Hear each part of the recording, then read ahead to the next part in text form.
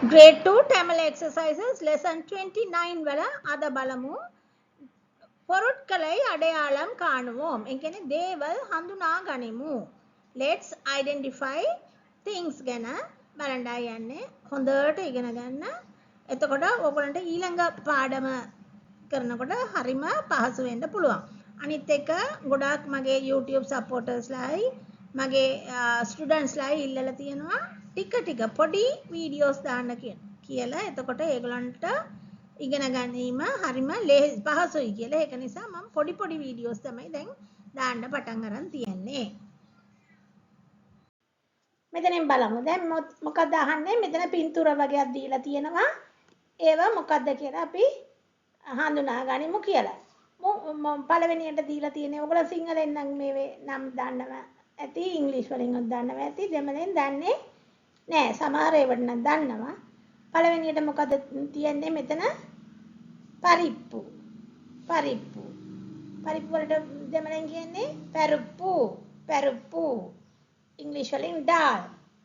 දෙවෙනියට තියෙන්නේ මුං ඇට. මුං ඇට වලට දෙමළෙන් කියන්නේ පයරු.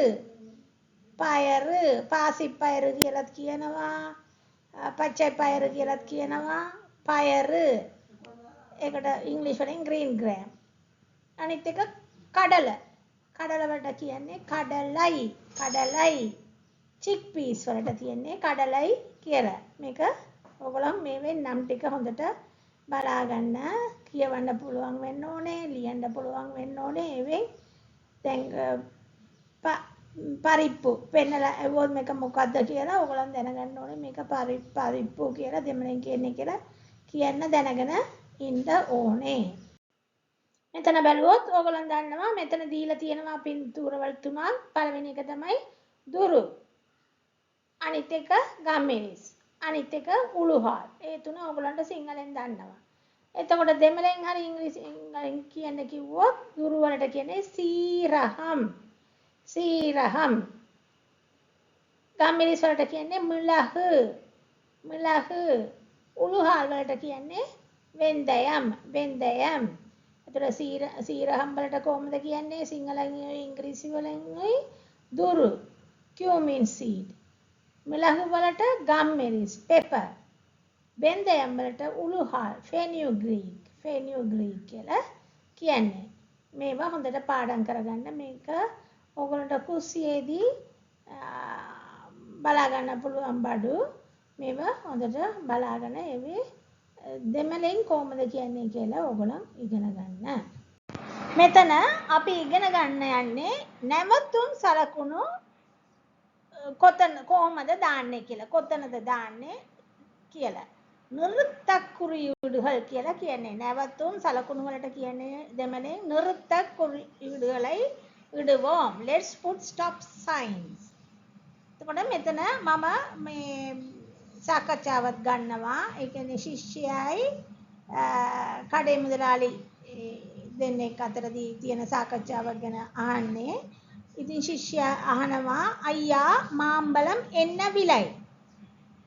මාම්බලම් කීයද කියලා. එතකොට කඩේ මුදලාලි කියනවා මාම්බලම් 10 රූපයි කියලා. එතකොට ශිෂ්‍යයා කියනවා අයියා நான் 6 மாம்பழம் வாங்கலாமா?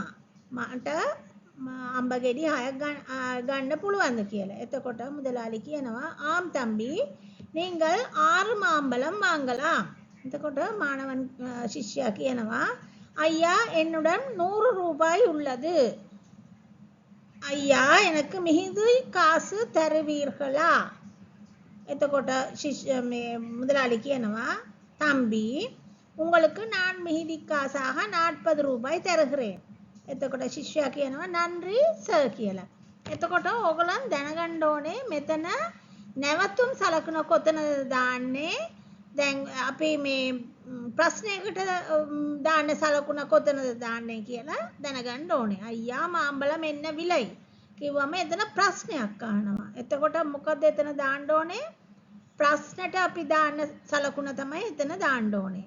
මාම්බලම් 10 රූපයි කියලා අපි තිතක් දානවා. ඒ කියන්නේ නැවතුම් සලකුණු දානවා. ඒ විදිහට ඕගොල්ලන් මෙතන මෙතන මේ ප්‍රශ්න වලටයි නිකන් සාමාන්‍ය වාක්‍ය වලටයි තියෙන වෙනස දැනගෙන ඒවට ගැළපෙන සලකුණු දාන්න කියලා තමයි මේකෙන් අහලා තියෙන්නේ. මේකෙන් ඕගොල්ලන් බලා ගන්න පුළුවන් උත්තරයක් මම දීලා තියෙනවා. අයියා මාම්බලා මෙන්න විලයි. ඒ කියන්නේ එතන මොකද්ද? ප්‍රශ්නයක්. කීයද? අඹ ගෙඩි කීයද කියලා අහනවා. එතකොට එතන ප්‍රශ්නට එන සලකුණු තමයි එතන දාන්න ඕනේ. මාම්බලම් 10 රූපයි. එතකොට එතන මොකද වෙන්නේ? නැවතුම් සලකුණ දාන්න ඕනේ.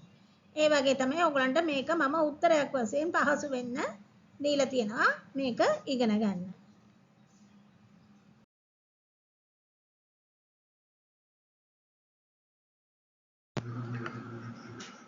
Please subscribe and press the bell button to watch more videos to learn Tamil. Thank you.